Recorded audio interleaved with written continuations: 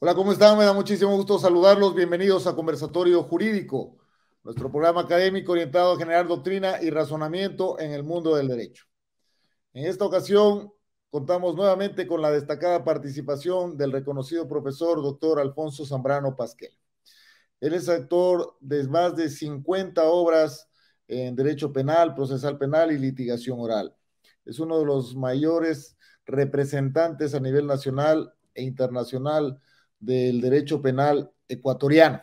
Le damos la bienvenida al distinguido amigo, querido Alfonso Zambrano Pasquel, a nuestro programa. Sin duda, siempre será para nosotros un honor contar con tu participación, hermano querido. Buenas noches. Gracias, mira, querido Vinicio, honrado con tu invitación, en realidad abochornado porque lamentablemente con un aguacero torrencial de ayer se han colapsado la posibilidad de comunicarnos de mejor manera y lo tenemos que hacer en este momento y por este conducto. Por eso me reiteraba disculpas a ti y a quienes han tenido la bondad de esperar un rato, pero estamos listos, querido Vinicio, con esa pequeña contingencia. Vamos para adelante. Muchísimas gracias. El tema que nos ocupa en esta noche es la prueba en el modelo acusatorio adversarial. Y este tema tiene sin duda mucha relación con tu más reciente obra, Manual de Derecho Procesal Penal y Técnicas de Litigación Oral. Háblanos un poquito antes de iniciar el desarrollo del eje académico de tu nueva obra. Sin duda es un gran aporte, una contribución académica que se ha resaltado en todos los foros y contribuirá principalmente a la formación académica de los litigantes y, por qué no decirlo, también de los estudiantes de Derecho. Mira, Vinicio, sobre esto empezaré por decir que son 50 años que yo tengo ya de ejercicio profesional, como sabes tú muy bien, dedicado a la docencia, a las conferencias, a los congresos y a escribir y a compartir. Eh, bueno, algunos nacemos con ese don que nos da Dios de tener la posibilidad de poder escribir. En realidad son con estas dos obras, son dos tomos en más de 1000 páginas, son 65 libros. Y en lo personal, la satisfacción que esto viene a consolidar mi presencia académica, porque sabes tú bien que tengo mi derecho penal parte general también en dos tomos de más de 1050 páginas. Y yo diría que mi legado se consolida con estos dos tomos de derecho procesal penal. Y algo que hace muchísimo tiempo me decía algún amigo, compadre, cuando se publicaba, bueno, yo tengo las prácticas penales en 8 volúmenes, en 7, en la nueva guía de derecho procesal penal aplicada, son más de 850 páginas, la última versión. Pero en este libro que recoge las propuestas del modelo al que nos vamos a referir, acusatorio adversarial, en realidad es el fruto, en el fondo, no de la improvisación, sino el de la dedicación a trabajar, tal vez, y esto lo digo en una suerte de tip para los más jóvenes, y lo sigo diciendo porque yo estoy jubilado de la cátedra formal en la Universidad Católica a la que estuve ligado 40 años, pero sigo siendo profesor de posgrado en la Central de Quito, di un módulo justamente de técnicas de litigación el año anterior. Este año en la Universidad de Guayaquil dio un módulo sobre imputación objetiva, que es un tema central de la dogmática penal.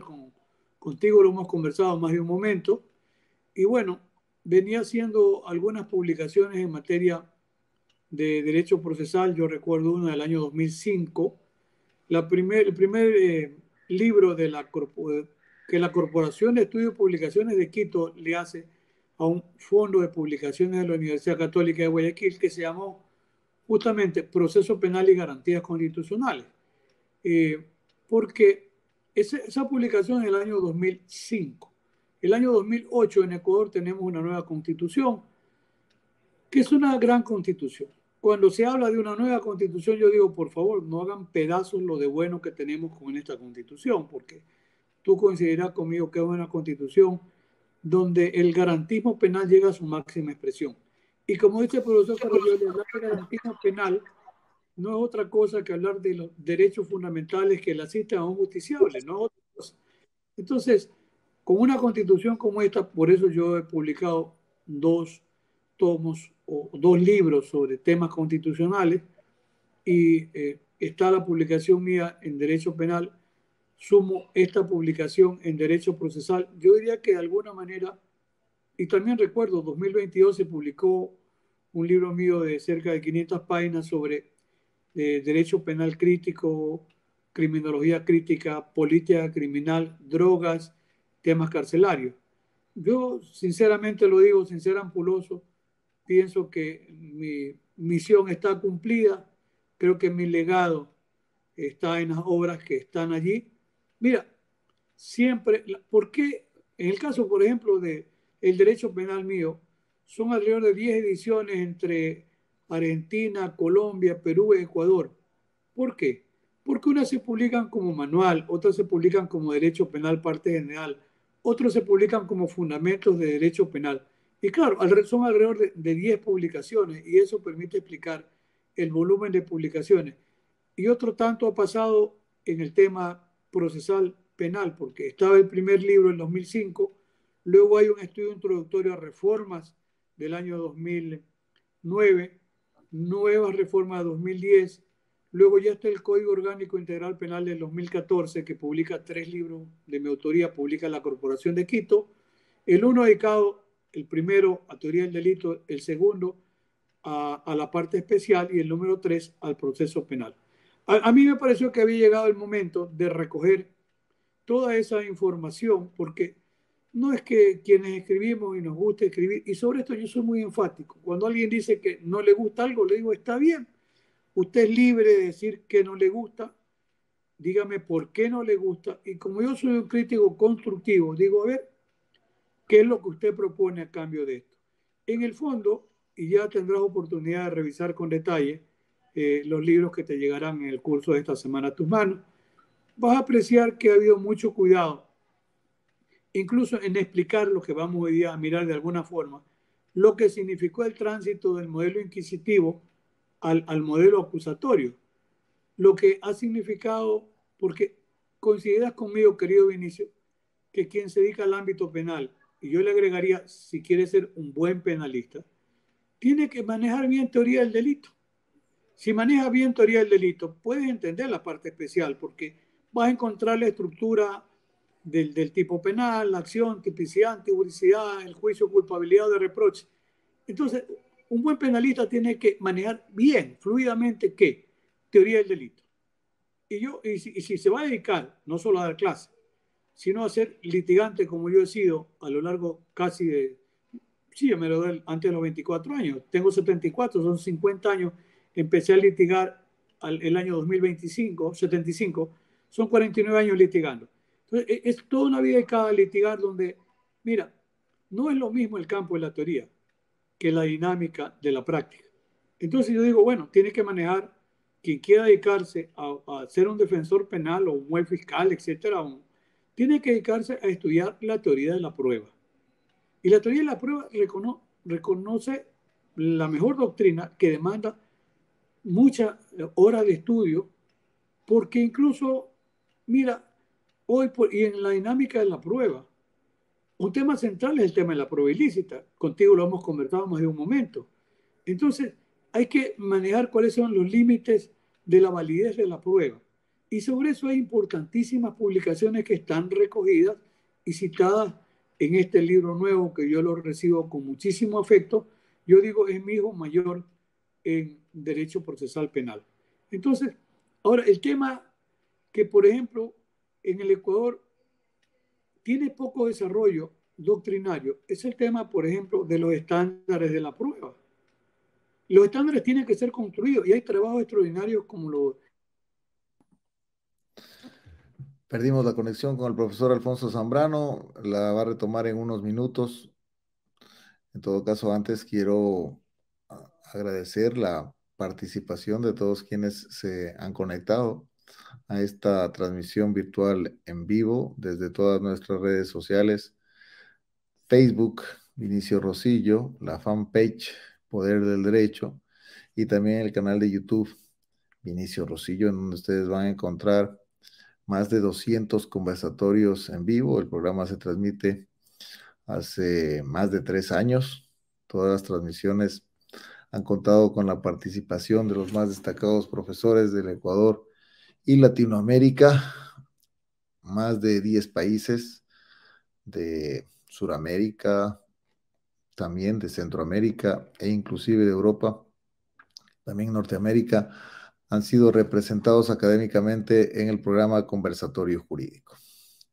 Como bien anotaba el profesor Alfonso Zambrano, en materia penal se requiere conocer por lo menos tres teorías importantes. La primera, la teoría del caso. La segunda, la teoría del delito. Y la tercera, la teoría de la prueba, que es justamente el eje académico que vamos a abordar ahora con el profesor Alfonso Zambrano.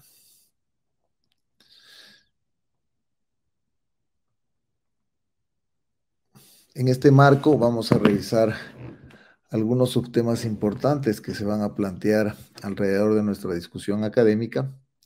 El primero gira en torno a esta confrontación de modelos respecto de los cuales se desarrolla el eje probatorio, el modelo acusatorio con sustento en el sistema oral, pero también hemos de cuestionar los rezagos inquisitivos que se mantienen todavía, especialmente a nivel infraconstitucional. Es importante también abordar el tema desde el punto de vista de las neurociencias y su relación con el proceso penal. Vamos a revisar también esta noche el agente encubierto y el agente provocador. ¿Cuáles son los alcances de estos conceptos?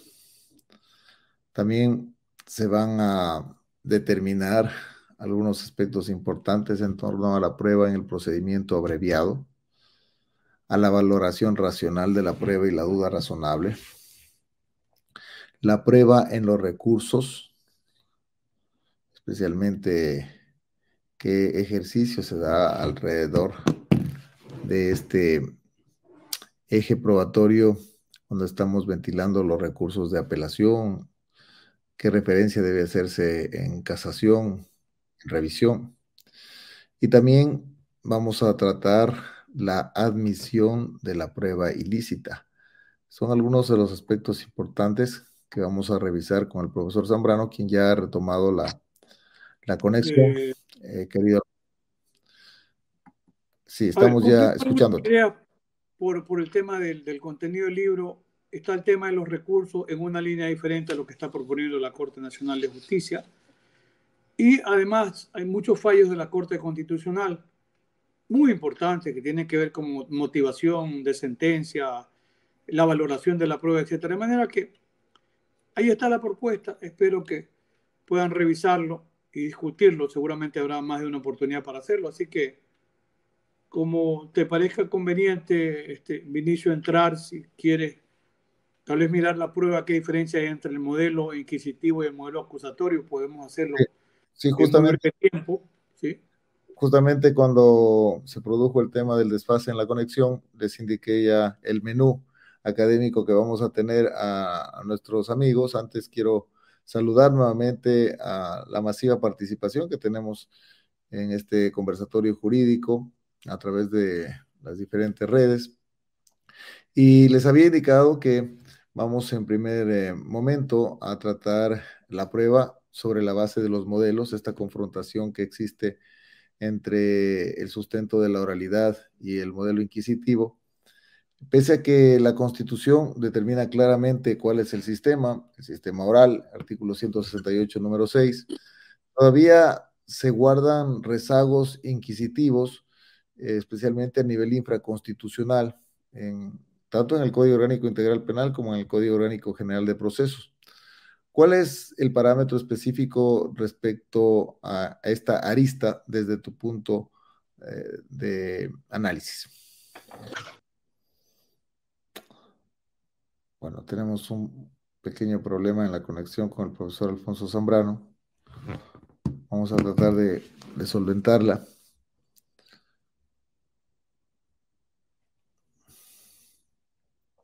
Les decíamos que el planteamiento que realiza la Constitución en torno al modelo procesal es el de la oralidad, y sobre la base de eso se desarrolla el despliegue de la litigación oral en todas las materias.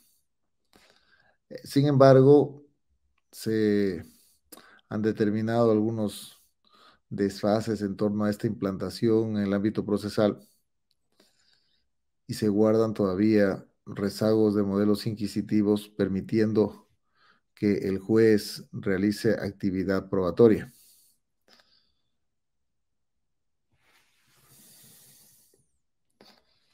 En este marco es el planteamiento que realizará el profesor Alfonso Zambrano al determinar cómo esta mala implantación que se realizó de la oralidad afecta el desarrollo efectivamente del despliegue de la misma actividad probatoria, contraviniendo inclusive el marco constitucional.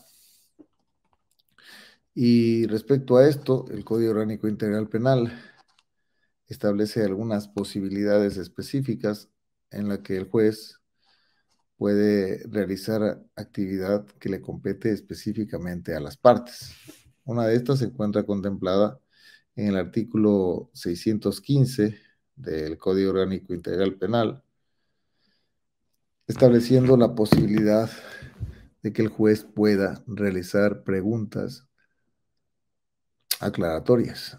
Y sobre la base de esto se determina una intromisión específicamente en el ejercicio dispositivo. Claro que desde la perspectiva de quienes realizan esta práctica con sustento simplemente infraconstitucional, se establece que a manera de justificación pueden realizar esta intervención para poder determinar de mejor manera ciertos puntos que no han sido aclarados por el declarante, pero en esencia ustedes conocen que este ejercicio le compete específicamente a quienes están litigando, no al juzgador. Te escuchamos, Alfonso. Puedes ya. Sí, sí, claro. A ver, yo Ya. lo decía en una suerte de tip. El modelo inquisitivo vigente hasta el año 2000, eh, ese último modelo fue ahora el doctor Jorge Zavala Bacariza. ¿Qué diferencia fundamental había entre ese modelo y el modelo acusatorio, el primer modelo del año 2000?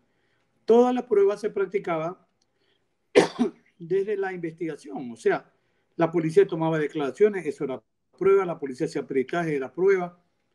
Además, el titular de la acción penal no era la fiscalía. El juez tenía un poder omnímodo, podía poner la prueba que le pidan las partes o la que el propio juez de oficio creía conveniente. O sea, era un modelo totalmente diferente, donde la contradicción, Perfecto. 500 disculpas, incómodo, ¿no? Para los que nos están viendo y todo. Bueno, la idea central es que en el modelo inquisitivo toda la prueba la disponía incluso el juez de oficio. Y quedábamos los justiciables, los abogados, sin poder ejercer el derecho a la defensa porque el juez ni siquiera señalaba. A veces uno como abogado le decía, oiga, pero señale día y hora para tomar declaraciones. Yo tenía cuidado, porque yo me dedicaba a litigar siempre, poner un interrogatorio y para ver, y señale día y hora, pero el juez a cualquier hora lo hacía o simplemente no le daba importancia a las pretensiones de la defensa. Bueno, en el año 1992, y esto voy a ir muy rápido, la Corte Suprema designa una comisión redactora, Corte Suprema de Ecuador,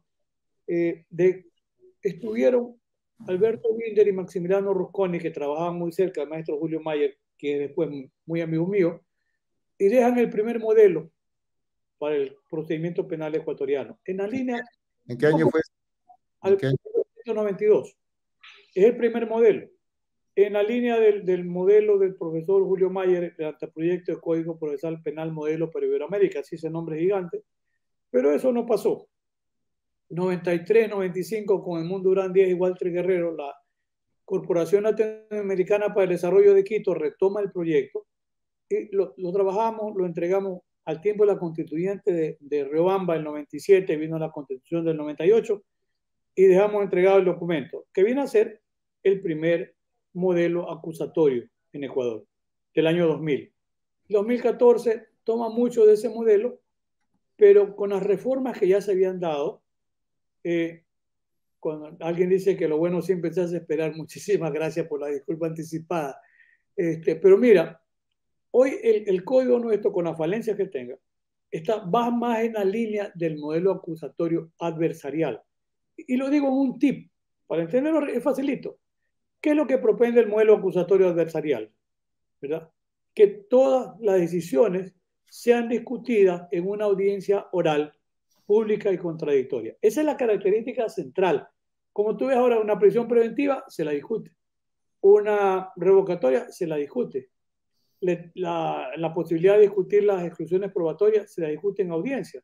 Si tú planteas una prescripción, se la discute en audiencia. Es decir, eso es una característica fundamental del modelo acusatorio adversarial.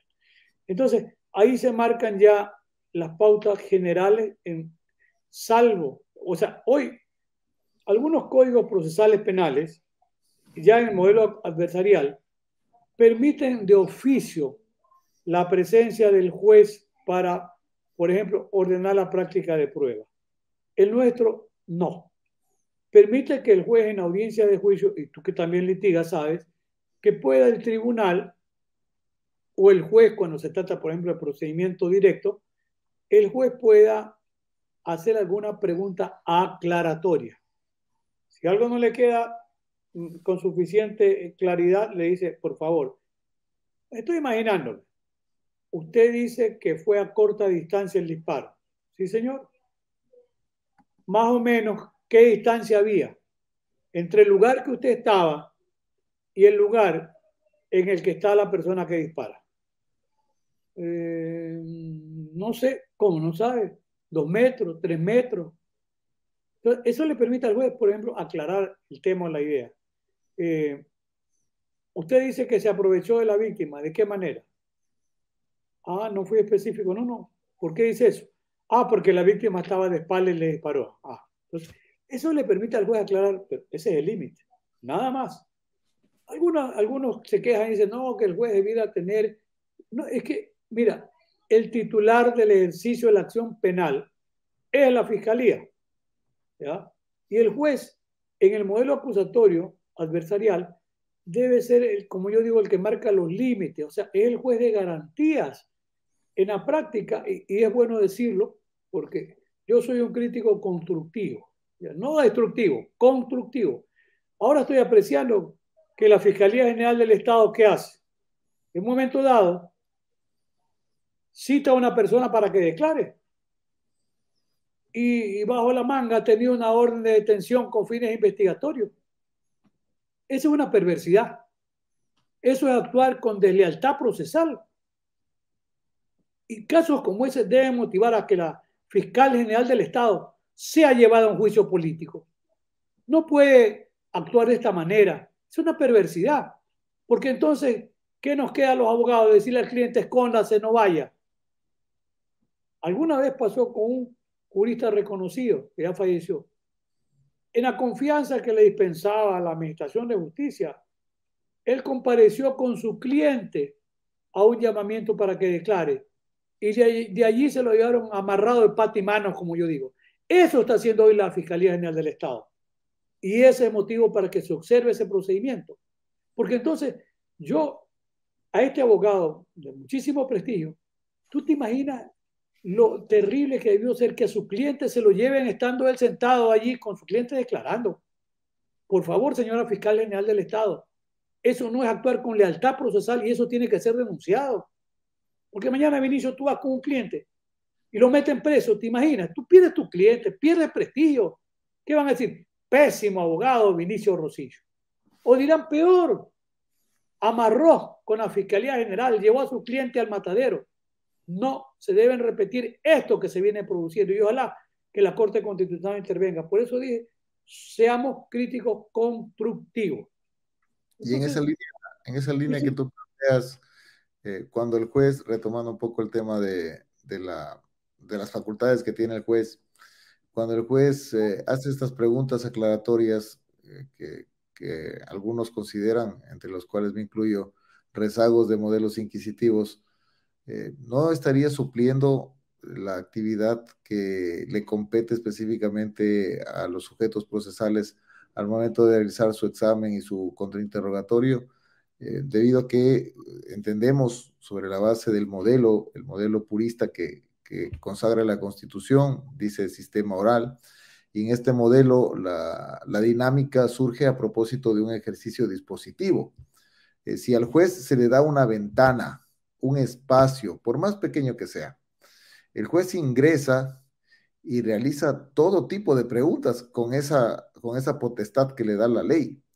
Y claro, cuando sucede esto, en algunas ocasiones no realiza ninguna pregunta aclaratoria, directamente realiza preguntas sobre la base de dudas que tiene, dudas que deben despejarla a las partes.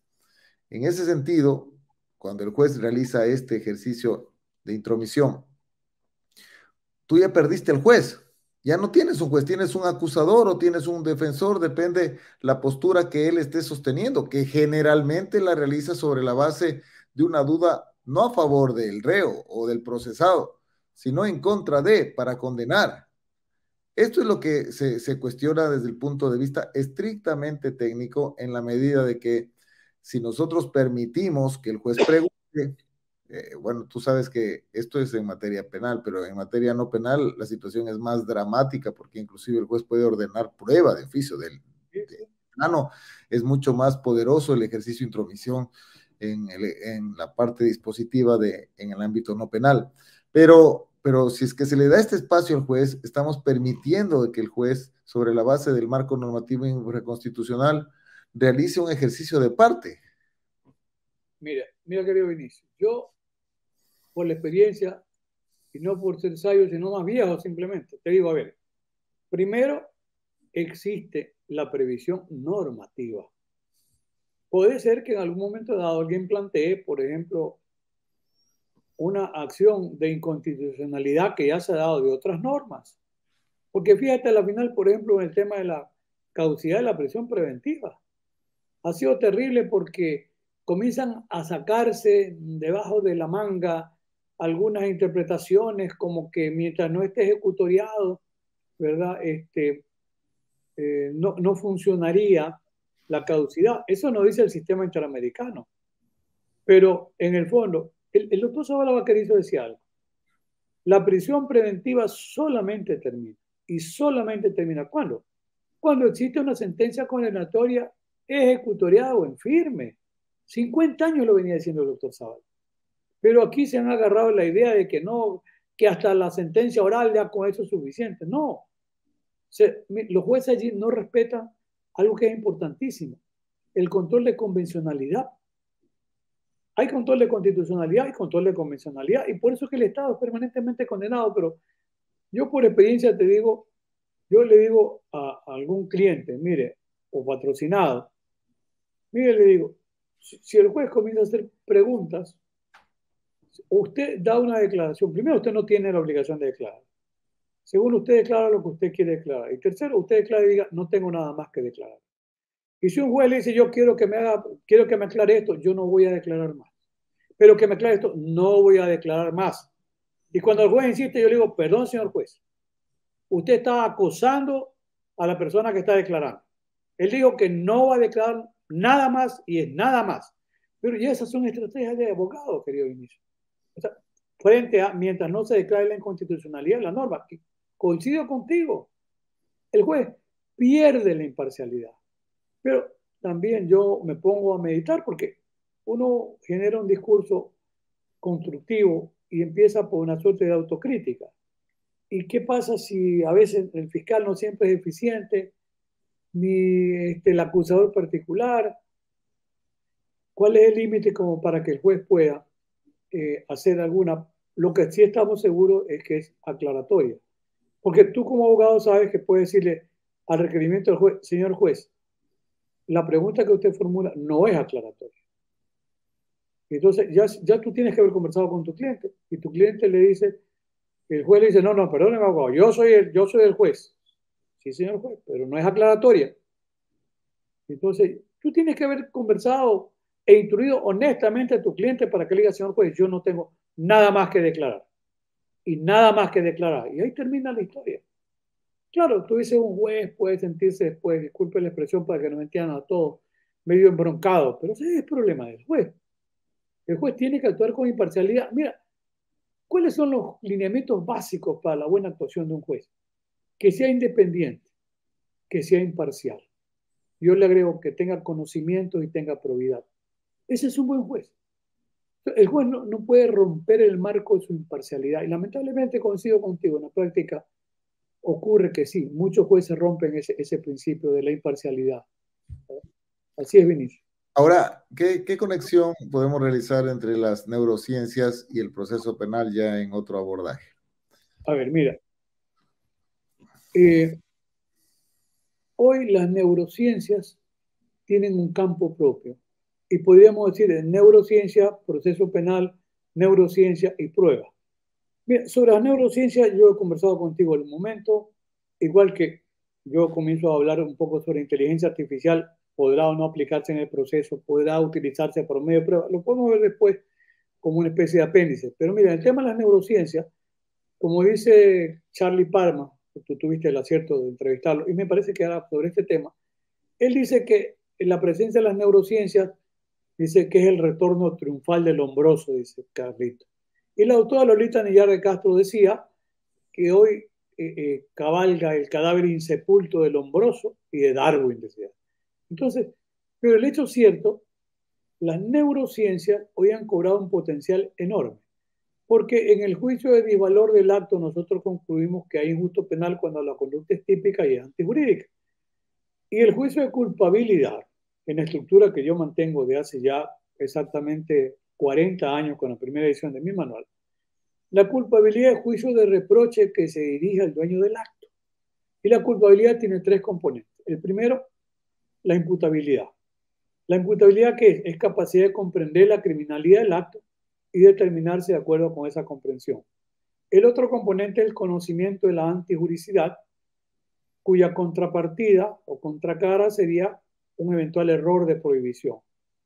Está convencido que está permitida la conducta y en realidad no está permitida. Hay error de prohibición que si es insuperable o invencible, enerva el reproche de culpabilidad. Si es vencible o superable, menor reproche de culpabilidad, menor pena.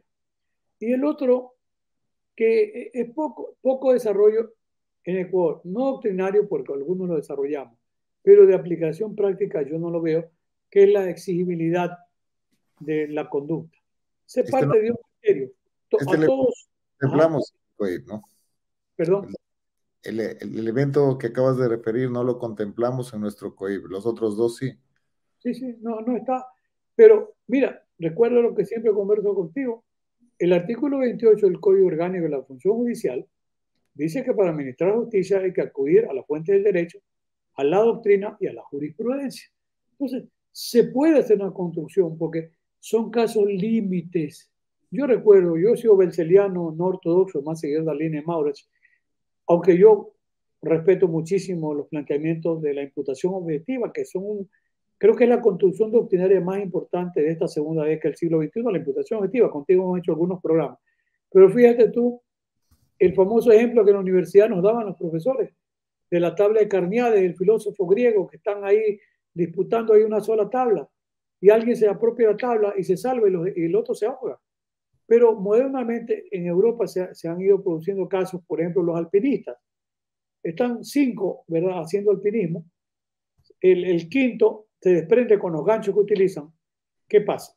Están a 2.000, 3.000 metros de altura, casi en el vacío. Ese último se va a llevar a los 4 más por gravedad. ¿Qué hace el penúltimo? Corta la cuerda. Corta la cuerda y se pueden salvar los otros 4. Belce, que era un sabio, decía, el juez tendría que presentarse ante estos casos límites, presentárselo y decir si no haría exactamente lo mismo, decía Belce. Era un sabio Belce. Si usted, juez, haría exactamente lo mismo, no se le puede reprochar la conducta. Hay inexigibilidad de otro comportamiento. O sea, la doctrina es extraordinariamente rica para poder ayudar a los abogados, a los profesores, a los litigantes, a los jueces. Entonces, en el tema de la imputabilidad, mira, el avance de las neurociencias, y yo reconozco, lo he conversado contigo, el Tecnológico de Massachusetts de Estados Unidos, que en ocasiones es la universidad, el top número 1 en el mundo.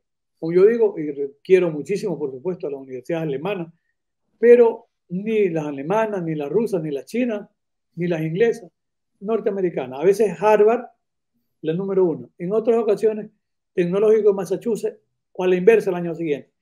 El Tecnológico de Massachusetts invierte alrededor de 5.000 millones de dólares por año en investigación y de mucha investigación al campo neurocientífico. ¿Por qué?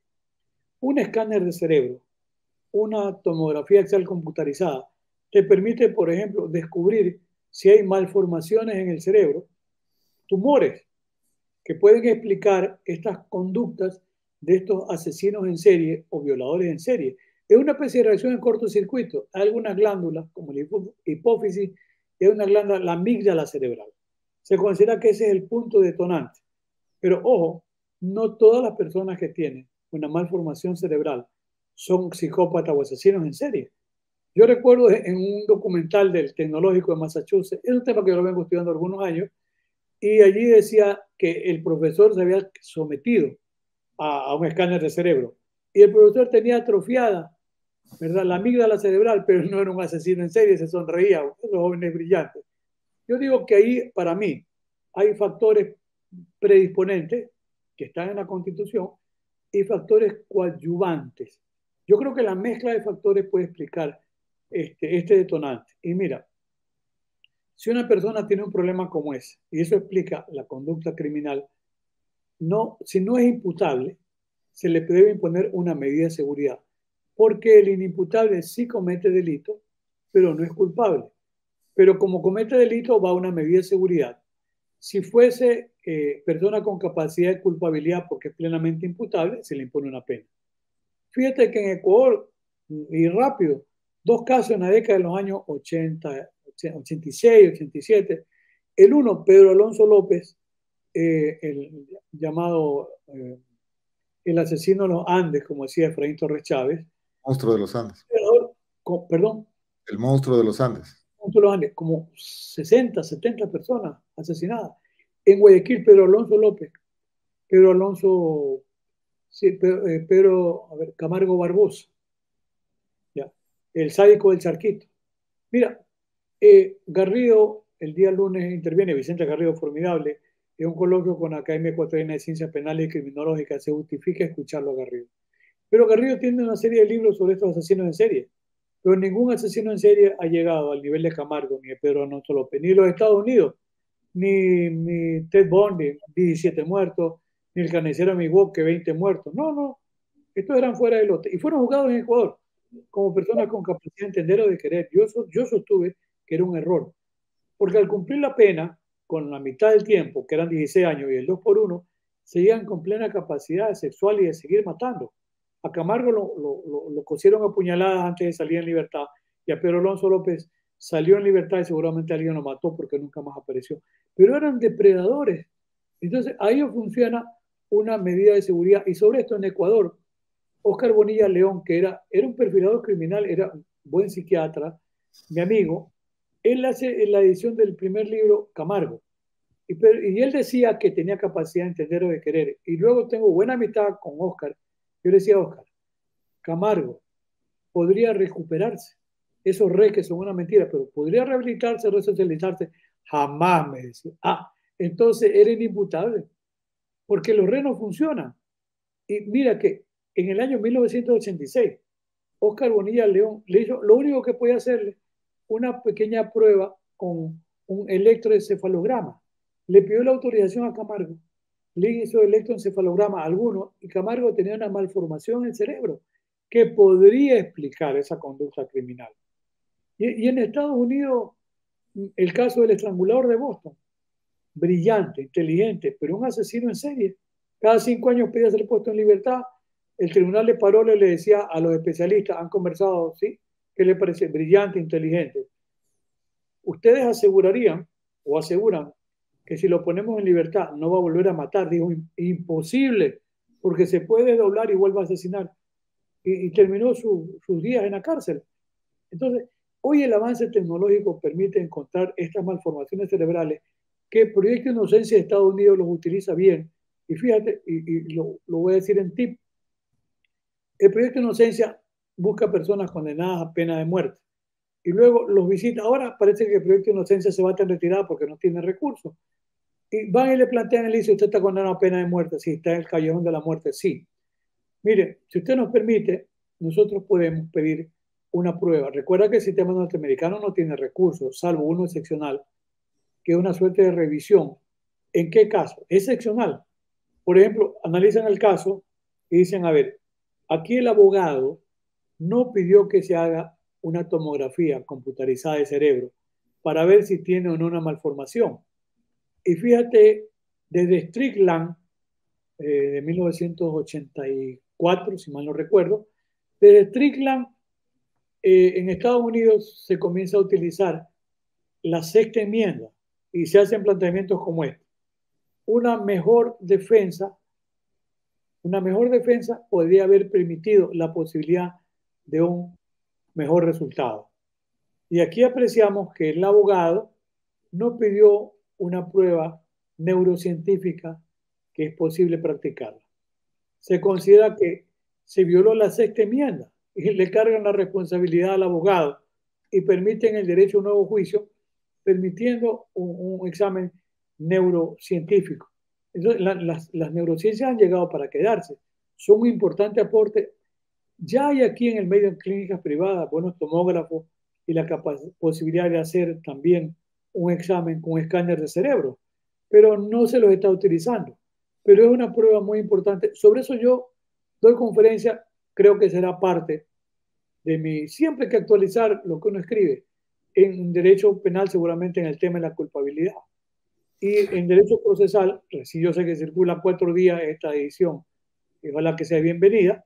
Y cuando haya que actualizar temas, yo pensaré en la prueba neurocientífica que no está en el manual al que tú comentabas hace un momento. O sea que por ahí Sin va duda, la idea, querido Vinicio, ¿sí? sin duda, este aporte que acabas de realizar es fundamental porque la respuesta no es la misma cuando una persona es inimputable. Mira que cuando una persona es imputable, se mantiene un criterio sancionador y por eso es que le compete al Estado imponerle la pena, la condena, la sanción. Pero cuando una persona no es imputable, es inimputable, la respuesta específicamente en los casos de inimputabilidad por la enfermedad mental absoluta es justamente el criterio terapéutico que tú acabas de referir. Es decir, se le debe imponer una medida de seguridad. Así Pero es. mira que nuestra legislación, y lo estoy poniendo en pantalla, determina en el artículo 76 del Código Orgánico Integral Penal Ecuatoriano, porque también tenemos personas que nos están siguiendo desde otros países, determina 3 presupuestos básicamente en el orden probatorio para poder establecer esta posibilidad. Se refiere a un informe psiquiátrico, a un informe psicológico y a un informe social, al informe de entorno social como se conoce. Pero ninguno de estos que acabo de referir y que además señala nuestra legislación va a realizar una constatación en el ámbito físico como el que tú refieres a través de estos exámenes para poder determinar un daño a nivel físico de la persona. Más bien son informes, especialmente me refiero al psiquiátrico y al psicológico, que se realizan en un abordaje sobre el mismo sujeto a través de las entrevistas que realiza el psiquiatra o el psicólogo, pero no a través de una determinación física para establecer un daño neurológico.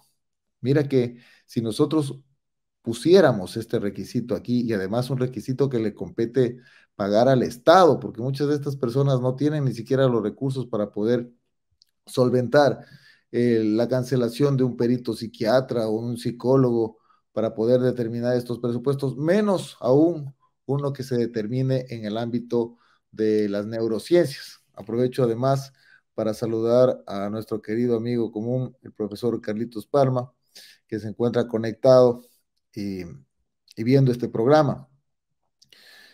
este es el tema específico. Se necesita, se requiere incluir también, a propósito de estas neurociencias, una posibilidad de un informe en el ámbito neurológico para poder establecer el factor que tú acabas de referir. Sí, mira, no, creo que te escuché bien, estaba Charlie Parma. Sí, está Pero, conectado. no, Charlie es un hermano menor para mí. Un hermano mayor de Raúl Chaporoni. Charlie lo quiero. Él me dice, mi hermano. Así nos queremos. Mira, ya hoy el Código Orgánico Integral Penal establece los criterios en el 457, son interesantes, de valoración de la prueba.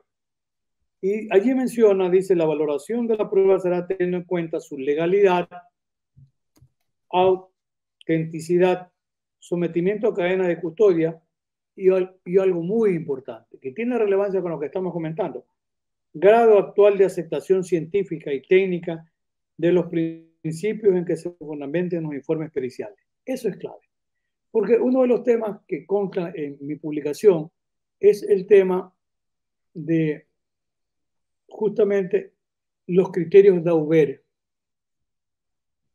Los criterios de Aubert, que tienen carta de ciudadanía ya en Estados Unidos, y tienen como antecedente una reclamación que hacen, eran los representantes legales de dos niños de apellido Daubert que habían ingerido un medicamento como Benedictín, que era para los vómitos, y se sostenía que este medicamento producía malformaciones.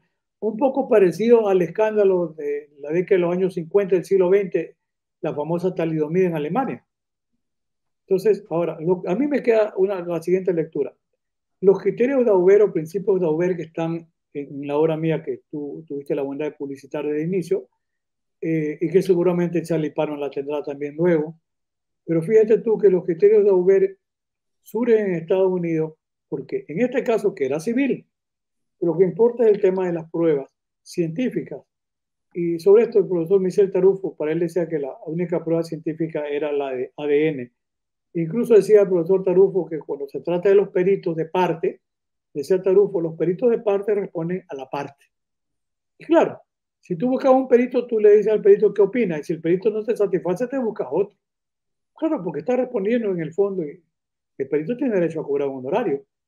Y el que requiere el perito quiere que el perito satisfaga su pretensión. Entonces, en criterio de Aubert, como la reclamación era con una gran transnacional farmacéutica, en primer nivel plantearon que había pruebas científicas que decían que era consecuencia de la ingesta del Benedictín, por ahí ese nombre, la malformación de los niños.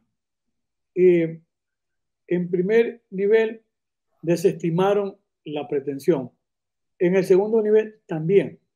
Cuando llega a la Suprema Corte de Estados Unidos, y este es lo importante de los principios casos de Aubert, una jurista y académica que nace en México, Carmen Vázquez, pero que está en la Universidad de Girona, es sobrada en tema de prueba pericial, prueba testimonial.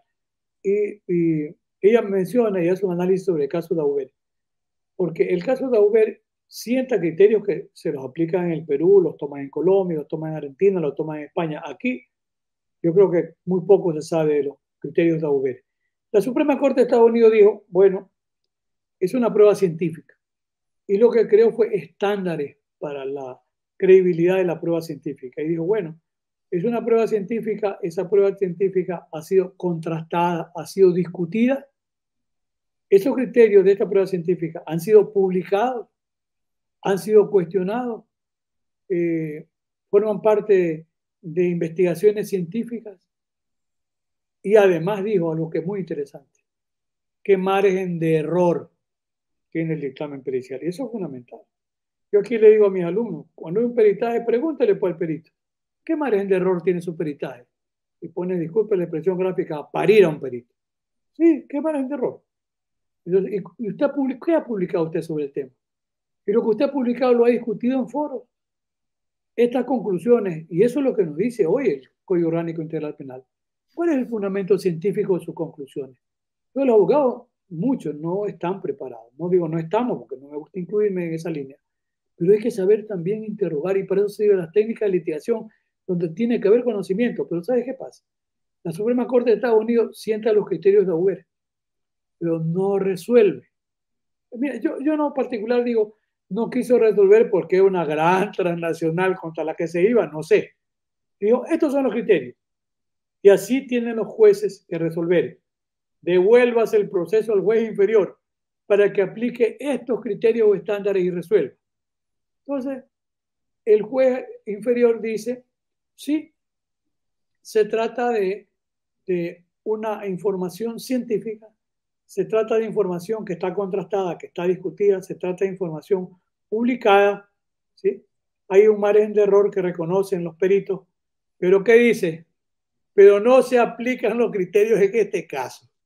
O sea, a la final no les reconocieron a los Dauber, pero luego ha habido como 200 reclamaciones que han terminado con acuerdos reparatorios. Pero es lo que pasa con un gigante transnacional farmacéutico. Hasta la Suprema Corte no quiso resolver. Pero esos criterios de Dauber que están expuestos en mi obra son interesantes porque le dan fundamento a la prueba científica. Y a propósito de la prueba científica, el mismo profesor Tarufo decía que hay todo un capítulo en mi libro sobre la prueba de ADN. Pero también ha habido allí, fíjate, en esa prueba que es interesante, las pruebas científicas, ¿a cuánta gente no han condenado, en el caso de Estados Unidos, por las huellas de mordedura? Es toda una ciencia, la odontología forense, ¿verdad? Y expertos, donde dicen, esta mordedura corresponde a fulano de tal, ¿ya? Pero se ha llegado a comprobar que hay más de una mordedura muy parecida, que puede llegar a motivar una confusión. Y en el caso de Inocencia, que es interesante, aquí le hacemos propaganda gratuita. Netflix tiene sobre el proyecto Inocencia algunos capítulos, que es bueno revisarlo, donde justamente se deslegitima la odontología forense norteamericana. Se bate en retirada, porque se ha demostrado que es una prueba no fiable. Y entonces, a base de esta prueba, se condenó a mucha gente. Y hoy, a base de, por ejemplo, el ADN, mira lo interesante que es la cadena de custodia en Estados Unidos. La cadena de custodia se mantiene allí, qué bueno, nos ven desde República Dominicana, Argentina. Y mira, la cadena de custodia permite que no se altere la evidencia, ya, eso. Y mira, en caso Proyecto Inocencia, el que vea la serie de Netflix, que tiene 2 temporadas, va a encontrarse con que es impresionante cómo se preserva la custodia de las evidencias. Y ahora, con el avance del ADN, que son unas 2 décadas, no es tanto tiempo, entonces se han hecho ya cotejos de ADN de personas que estaban condenadas por la mordedura. Y se ha demostrado que el ADN no coincide. Y sobre esto, mira, hay un caso famoso, Alonso King versus Maryland. Alonso King versus Maryland es interesantísimo porque acá tenemos poco desarrollo de ADN y es una prueba muy importante. Mira, Alonso King en el 2003 es detenido, dispara un arma, todavía está por ahí medio borracho, pero le imputan ser responsable de una violación. Y cuando le piden a Alonso King, si él, 2003, si él estaba dispuesto a entregar voluntariamente una toma de ADN con hisopado, que se considera no invasiva porque no vulnera la cuarta enmienda de Estados Unidos. En Estados Unidos las enmiendas son como los 10 mandamientos. Entonces le toman con hisopado. Y la ley de Maryland permitía tomarle el hisopado. Y entonces, sí, estaba convencido que él no era responsable de la violación en el caso A. Ojo. Y esto también está documentado en mi libro, una serie de jurisprudencia norteamericana. Entonces, ¿qué pasa? En el caso A era negativo, no coincidía el ADN. Pero como Estados Unidos tiene ya estructurada una base de datos de ADN que se llama CODIS, que yo digo ahora, llegas al aeropuerto, vas a la Florida, ¿verdad? Un fin de semana o tienes más dinerito y te vas a dar una turqueada. Pero, ¿qué pasaría si te dicen al llegar al aeropuerto? Doctor Rosillo, sí soy yo. Le vamos a tomar una prueba de hisopado. ¿Para qué? ¿Son disposiciones de ahora? No, señor. No, señor. Yo conozco las enmiendas. Vio la cuarta enmienda. Doctor Rosillo, regresa a Ecuador. Usted no ingresa a Estados Unidos. Sí. Es importantísimo que es un tema que se empieza ya a discutir e implementar. ¿Por qué el código? ¿Qué pasó con esa base de datos? No coincidió Alonso King en el caso A de violación. Pero buscan, pues, en CODIS, y había otro caso de violación, en que sí coincidía el ADN de Alonso King, y lo llevan a proceso, y ahí se arma la pelotera. Los abogados dicen, un momentito, él entregó la prueba para el caso A, y lo están condenando por el caso B. Se viola la cuarta enmienda, porque no lo ha autorizado para el caso B, sino para el caso A. Primer nivel, le dan la razón a King, y dicen, es verdad, viola la cuarta enmienda, él no lo autorizó. En el segundo momento, en apelación, le dan la razón a King. La Suprema Corte de Estados Unidos, el año 2009, fallo histórico, dice no. Él había entregado voluntariamente la muestra, no violó la cuarta enmienda. Y como hay una base de datos que permite que no haya impunidad, se cotejó en la base de datos y se consideró que sí, el ADN correspondía a otro caso de violación y fue condenado Alonso King. Fíjate, extraordinario, ¿eh? Lo que es tener una buena base de datos. Porque, y ahora yo veo aquí que quieren utilizar el polígrafo en la policía para pruebas de confianza. A rato uno siente vergüenza extraña, porque el polígrafo hace más de 50 años que en Estados Unidos no es una prueba científica confiable. ¿Por qué? Porque los entrenados en la CIA o el FBI, así como saben comer culebras, soportan dolor, electricidad y aprenden a mentir. Y hay gente capaz de mentir, ¿verdad? Porque a la final el polígrafo, ¿qué te mide? El flujo sanguíneo. Entonces, como se altera el flujo sanguíneo, está mintiendo. No se altera, tiene mucho control, no miente. Ya no es una prueba científicamente admitida. Como ya no la es, por ejemplo, la prueba de la parafina para el tema de que alguien dispara, el guantelete de parafina, no. Hoy está la técnica del barrido electrónico, que la utilizaron. La primera vez que yo vi sobre el barrido electrónico fue en la muerte del fiscal Nisman en Argentina. Recuerda que decían que se había suicidado y los peritos, ambos peritos científicos, uno decían que se había suicidado y el otro decía no. ¿Por qué? Porque la posición, él era zurdo y el disparo venía del lado derecho. Además, fue un disparo a corta distancia, no a boca de jarro, y el barrido electrónico determinó que sí, es verdad, tenía fragmentos de cadmio, níquel, bario en el cuerpo. ¿Por qué? Porque era un disparo a corta distancia. Y es un tema ahí que no se ha resuelto, se suicidó o no, pero fíjate lo que significa una prueba de muy buena calidad como la del barrido electrónico. O sea, las pruebas científicas son importantes, pero yo quiero destacarte algo. En la policía ecuatoriana hay oficiales de buena formación, ¿ya? Mira, el caso de Montañita, de las argentinas asesinadas y violadas, eso hizo el trabajo, era teniente o capitán Ochoa. Yo lo conocí, yo estaba en Buenos Aires y él se me acercó, me saludó, ¿nos podemos tomar una foto? Sí, le digo, ¿usted es ecuatoriano? Sí, soy el teniente Ochoa, Gabriel Ochoa me parece. Le digo, ¿y usted qué hace aquí? Maestro, estoy estudiando aquí en la Escuela Criminalística en Buenos Aires. Bueno, él llegó, sabe mucho, él hizo la investigación en el caso de las muertes de Montañita y con los equipos rudimentarios, hoy tiene muy buenos equipos. Te digo, el caso de Guayaquil tiene uno de los equipos de tecnología más modernas de América Latina, la unidad de investigación de la de Guayaquil, y ojalá que todo el país lo tenga. Y Ochoa hace el descubrimiento, vestigios de ADN y todo lo demás, ¿ya? Y él deja guardadas las muestras de ADN que se encuentran en lugares, esperma, etcétera, semen, y la presencia de las uñas de las víctimas que se defendieron. El caso fue resuelto, vinieron expertos argentinos, vinieron expertos colombianos, la criminalística en Colombia es muy avanzada, y ambos coincidieron diciendo que era un excelente trabajo, ya era capitán Ochoa, hoy es mayor. Y fíjate que después de unos años, 3 o 4 años, o 5, regresa una persona X al Ecuador.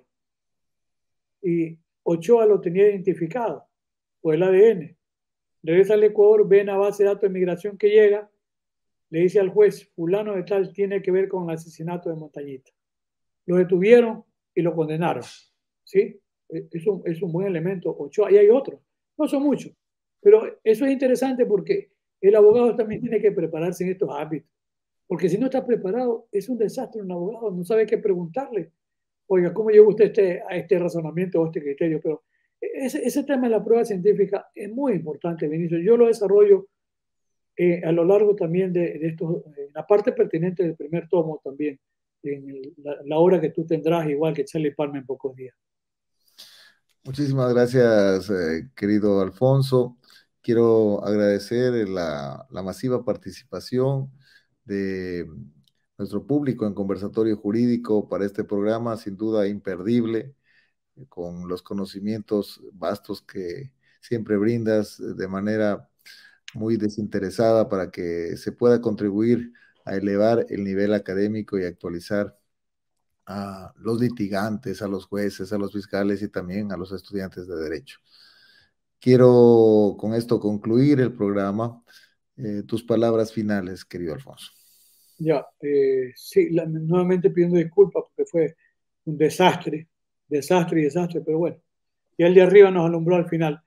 Quiero concluir tomándome unos minutos para decirte la importancia que hoy hay que darle ya a la inteligencia artificial. En breve, la inteligencia artificial llegó para quedarse, pero hay que recordar que la inteligencia artificial es una construcción del hombre. Yo hasta hoy sostengo que la inteligencia artificial no va a reemplazar al hombre, pero, por ejemplo, Prometea es un programa en Argentina que lo hace el profesor Corbalán de la UBA de Buenos Aires. Estados Unidos, incluso desde el año 2003, utiliza un programa Compass. Pero hay un caso, fíjate, Illinois, te lo cuento rapidito. Está programado Compass de manera que, porque en el fondo, ¿cómo trabaja la inteligencia artificial? Con los algoritmos. Y los algoritmos son respuestas que se dan en función de qué, de los datos que tú has alimentado al programa.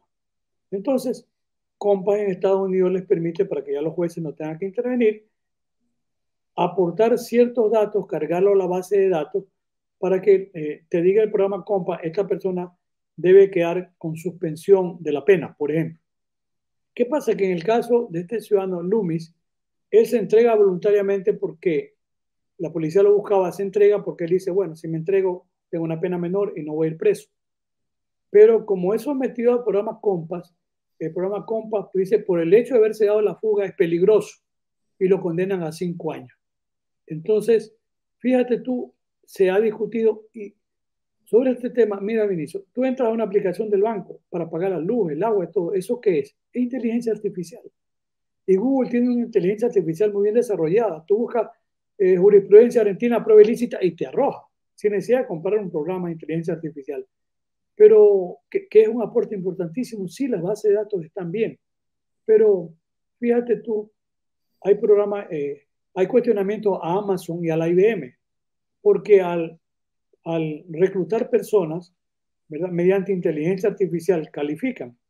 Pero ¿qué pasa? Que hay la tendencia a aceptar una cantidad mayor de hombres y no de mujeres. ¿Por qué? Porque los programas fueron diseñados por hombres. Entonces ahora se dice, no, hay que ver paridad de género también en el tema. Pero es un tema importantísimo y como dice para concluir ahora de verdad, el maestro José Ignacio Caferata Nores, que es un gigante. Ese libro está dedicado al doctor Jorge Zavala, que hizo mi mentor y amigo, aquí en Carlitos Palma, quería mucho, a Edmundo Durán Díaz y a Walter Guerrero Ibanco, porque trabajamos juntos en el procedimiento penal del 2000, a Julio Mayer, ese amigo que yo quería muchísimo, igual que a Raúl Zaffaroni, y a José Ignacio Caferata Nores, un gigante que sigue vivo, es cordobés, de la misma edad de Raúl y de la misma edad de Julio, o sea, 82 años, 83. Y entonces, el maestro Caferata Nores, en la edad que tiene, él hace unas aproximaciones de inteligencia artificial y él dice que es posible aplicarle este momento, por ejemplo, para el procedimiento abreviado. Recuerda, justicia penal negociada de Estados Unidos de 100, 97 son negociados, 95 mínimo. ¿Por qué? Porque allí, en el fondo, como dice Zaffaroni, hemos pasado de presos sin condena a condenados sin pruebas, dice Raúl. ¿Por qué procedimiento abreviado? No hay pruebas. Pero yo le digo a mis alumnos, ¿puede ser conveniente el procedimiento abreviado? Sí, porque tú, tu cliente le dice, oye, el fiscal le dice, vamos a procedimiento abreviado. Y tú sabes por tu experiencia y tu conocimiento que puede ser una pena alta. Y le dices, no, vamos a procedimiento abreviado, pero ponga la pena más baja. Entonces tú puedes negociar la condena y tu cliente sale ganando. Entonces dice el maestro Caferata Nores, es un procedimiento abreviado, donde ya se está aceptada la culpabilidad, están los antecedentes, están si hay circunstancias atenuantes, si hay circunstancias agravantes, se puede utilizar el procedimiento abreviado para tener ya una suerte de sentencias condenatorias estandarizadas. Pero por lo menos ese es el campo que dice el maestro Caferata Nores en este momento. La inteligencia artificial vino, querido Vinicio, y se va a quedar. Es una buena herramienta, no hay que tenerle miedo, no va a desaparecer la humanidad, ni los robots nos van a estar dirigiendo la vida, no, no va por ahí. Entonces, concluyo en realidad diciéndote que me siento muy contento, muy grato de poder participar contigo. La reiterada disculpa, ojalá, bueno, tú puedes editar el programa y creo que sale ya un bloque compacto, sin esos espacios negros. Querido Vinicio, te quiero muchísimo, hermano querido. Fuerte abrazo, gracias a todos los que nos han estado viendo hoy y seguramente una vez que quede subido vamos a darle la publicidad de vida. Así que Vinicio, como siempre, este abrazo de quien te aprecia muchísimo, hermano. Muchísimas gracias a ti, hermano, y gracias también a todos quienes han seguido nuestra transmisión en vivo. Has planteado temas fundamentales, especialmente vinculados con el futuro del derecho penal o lo que podría ser en el futuro la nueva perspectiva del derecho penal y procesal penal. Siempre dando un paso adelante el profesor Alfonso Zambrano, lo recuerdo desde que estudiaba en las aulas universitarias allá en la Universidad Central, su magistral obra Manual de Derecho Penal, un clásico en el Ecuador y Latinoamérica. Él ya hablaba en ese tiempo de figuras que no las contemplaba nuestra legislación, por ejemplo, el mismo error de tipo, el error de prohibición. Él ya realizaba sus planteamientos del finalismo. ¿Recuerdas todos esos conceptos que como visionario estaba ahí ya planteándolo en sus obras? Esto mucho tiempo antes de que aparezca en nuestra legislación, si no es décadas antes de que aparezca en nuestro código. Claro. Yo hablaba sobre psicosis y psicopatía en la imputabilidad, 1984. Sí, Sí, a mí me costó obras clásicas. ahí estaba. Muchísimas gracias por contribuir.